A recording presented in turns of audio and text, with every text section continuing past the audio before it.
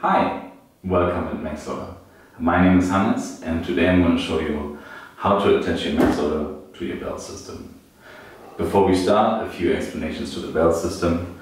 On the back you have a big pouch for all your pressure bottles. Almost any size goes in there, especially the big ones, but also the smaller ones. Easy to attach. You can turn it around. If you don't want it coming out your right side, you can have it come out of your left side. On the hip you have the motor system to whatever connections height you want to make, and you also have the same on the shoulder strap.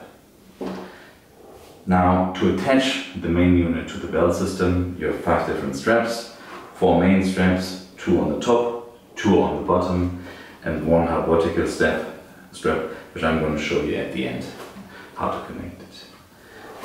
In order to connect the main unit to the belt system, you take the main unit, place it onto the belt system,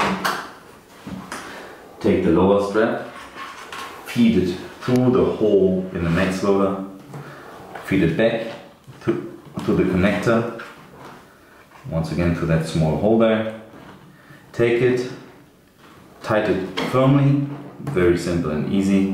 Whatever is left, you feed back through the hole in the MaxLoader.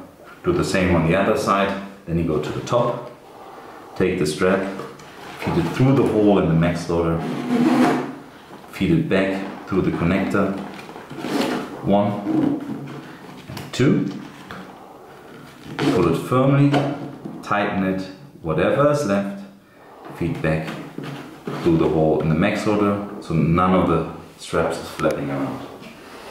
When you've done the same on the other side, take the vertical strap, has a quick lock with a top, tighten it by just pulling this strap. There's a small rubber strap, pull it down so it prevents this strap from flapping around as well. When you've done all of this, you're basically ready and set to go for a great day in the field. Enjoy!